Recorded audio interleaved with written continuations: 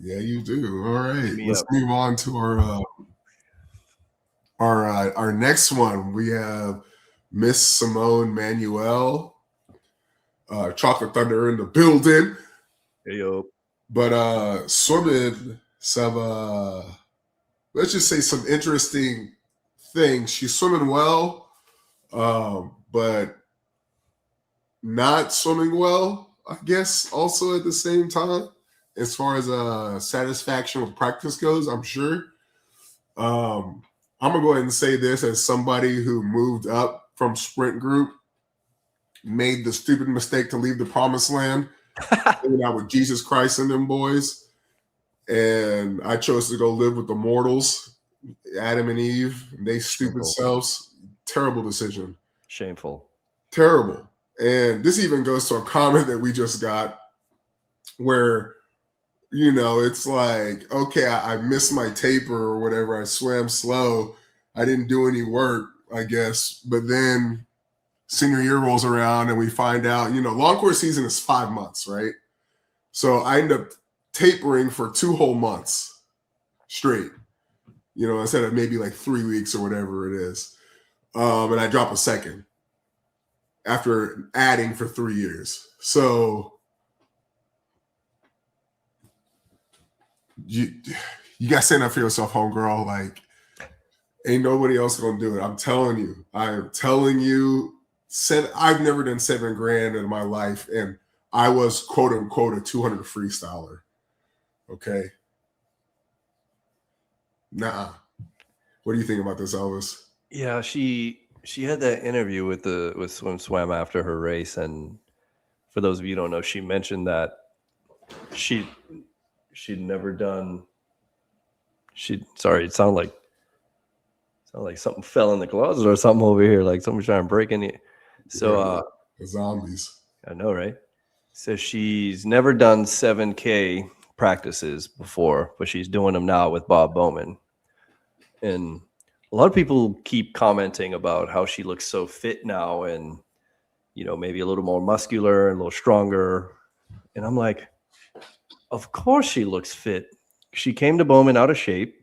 He's running her through 7,000-yard practices and then Texas strength and conditioning program. Of course she's going to look more fit. Like, what do you expect? So I don't think that's anything to overthink of. I just think that's just a natural side effect of training. 7,000 yards is crazy, first of all. Yeah, it's insane. That's too much. I don't care how you do it. That's too much. Again, she's swimming well, but I think it's like, how do you explain it? It's the outcome of practice happening to her, not her happening to practice. Yeah, that's a good way to put it. It's that coach right there. I feel like you see this. I've seen this more with women athletes than I've seen with males. It's like they come out, let's say they hop in, I'm trying to figure out a way to say it properly. Like at the beginning of the season, they'll hop into high yardage practices and they'll get in shape really quickly. And then they'll perform really well those first few meets. And then as the season goes on, you just see that slowly decline and crash and burn. And I hope that's not what's going to happen to her.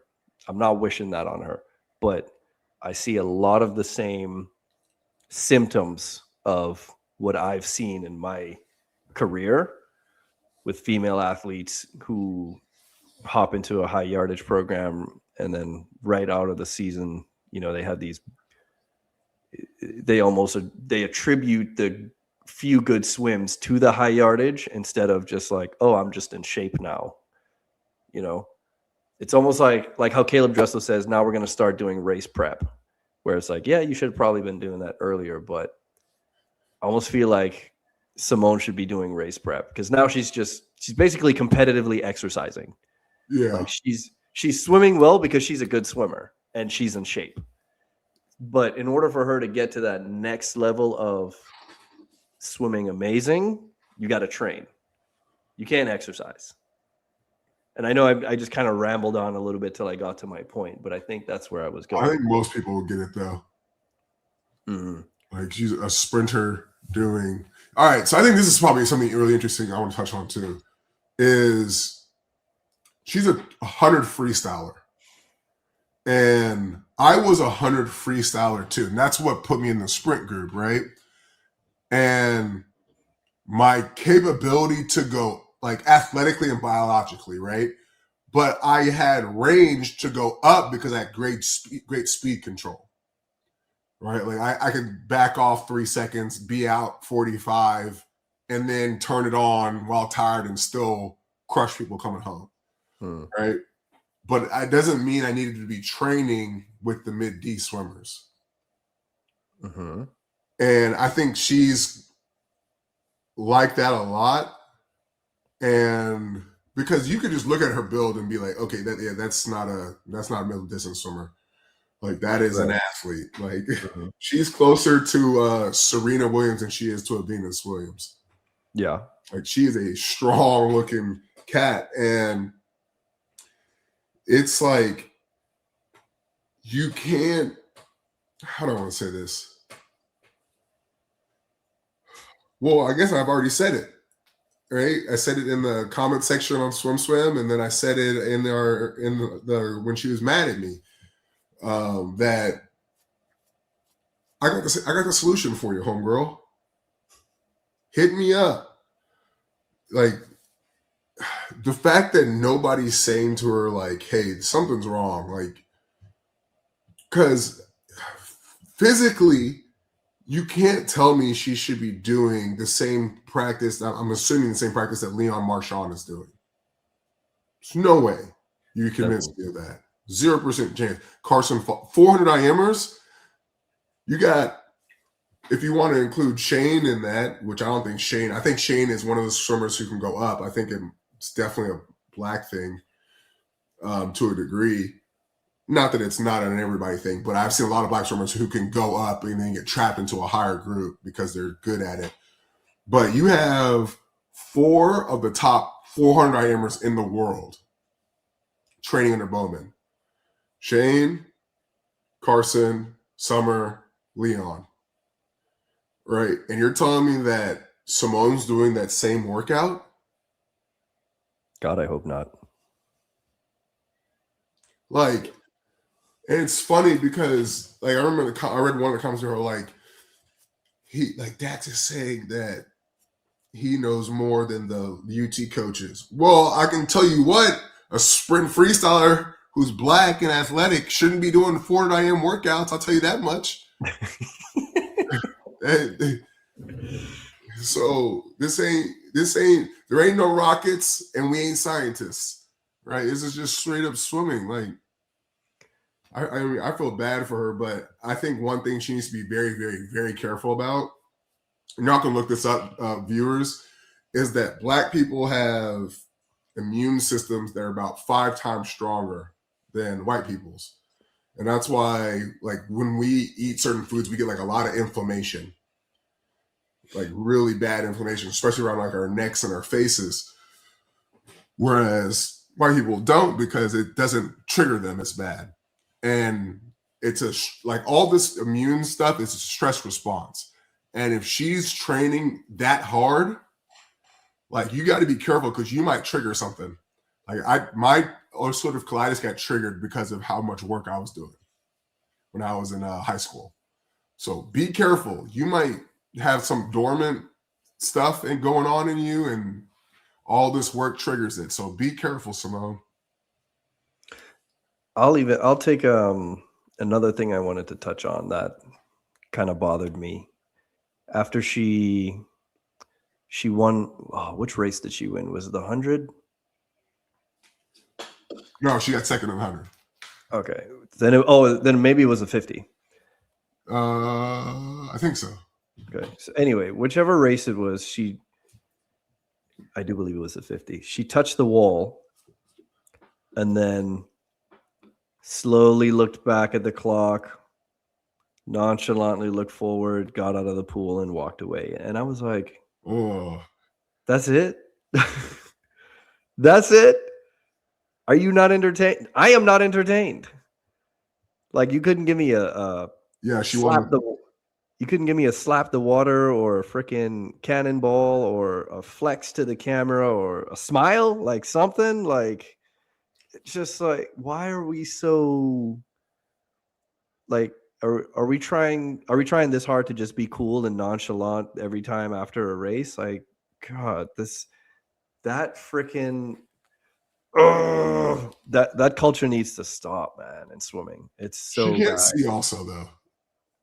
She what? She can't see also. Oh, Yeah, I don't know. I don't think. I thought everybody who can't see wore contacts when they swim. Apparently, I'm the only one. Yeah, she can't see that well. I did not know this. Yeah, so and some of that might be because I know when you said the thing like she looked at it for a while, and I've seen her do that too, but it's because she's like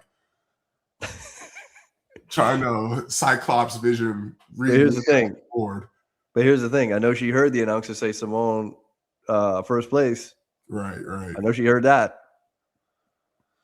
Yeah, man. It's I know she heard the people next to her congratulate her when she beat them. I know she heard that. She popped out of the water pretty quick, like somebody who knew they won. yeah. I'm not buying it. But I at need the to same be. time, like, so you think she was playing it cool, or do you? I think Yeah. that she's probably just fed up. Ooh, didn't think of that. It's possible. Yeah, I think she's fed up. Like Possible. you can't force someone to do 7 grand 400 diameter practice and then expect them to be happy.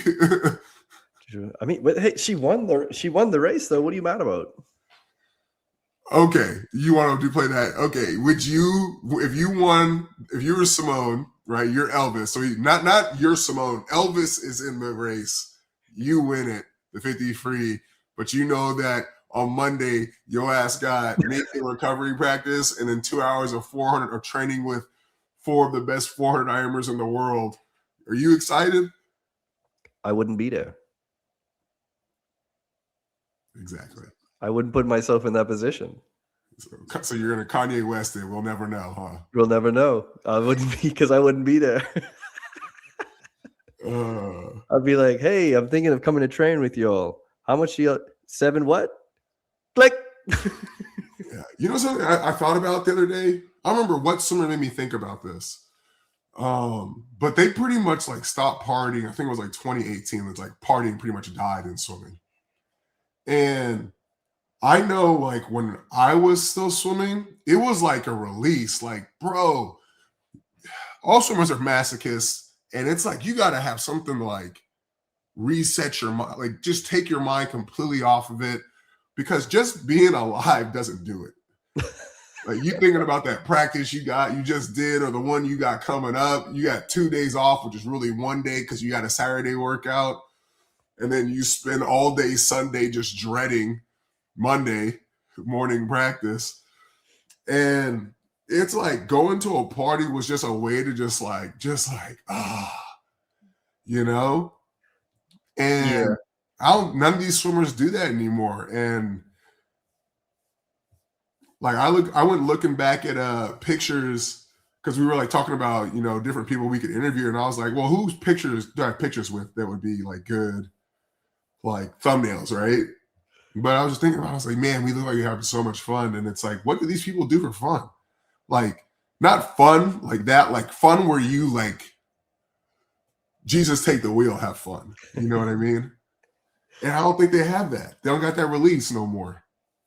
Well, why do you think that is though?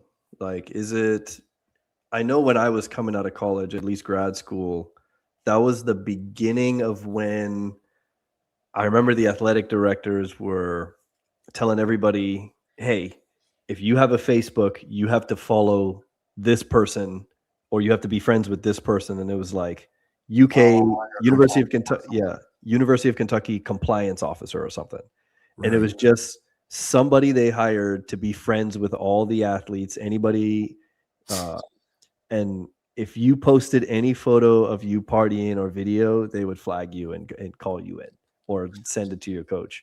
And I remember being like, I'm out of this bitch in like 2 months. I'm not friending anybody. Like kick me out of school. What do I care? Like, Yeah, my run's over. And then I remember like our head coach Gary Conley. He pulled me and like 2 other swimmers aside, and he sat us down. And he was like, "Look, you idiots, you need to act like y'all are the last 3 people on campus. Y'all are the last 3 asses on UK campus athletics program who have not added this person yet. And I am sick and getting tired of the pressure on me. Pull out y'all's, here's a laptop, do it now." Right. So that was the beginning of that stuff. And, you know, now it's like, you got to really be careful with that stuff, because you put something online, it's everywhere immediately, you know, like back then we could hide it pretty good. Yeah, like, that's true. No one was really checking our, dude, I used to upload the most egregious stuff on Facebook. I had to go back and hide a bunch of that, rip it down, but nobody cared back then. So we got away with a lot. And I mean, you kind of saw that too when Lochte went partying after Brazil. You know, party a little too hard. Someone said, "Hey, let me get that." There was not really any photos of it. At least none that got released. Yeah, true. So, I remember I met somebody who I'm not gonna. I can't tell that story. I can't tell that story. Yeah, it's kind of funny you think about it, because there's like stories where it's like, oh, I can't tell that. I gotta let them tell it first before I can throw in my 2 cents. Yeah, that one involved Michael Phelps. Let's put it that way. Yeah, I've got a few of mine involving some Olympians, but you know, we gotta protect the image. Yeah, we can't guess. We already got threatened to be sued by Lithuania, so we gotta wait another month before we get threatened to sue again. Yeah. Although there is no libel and slander if it's true. Facts.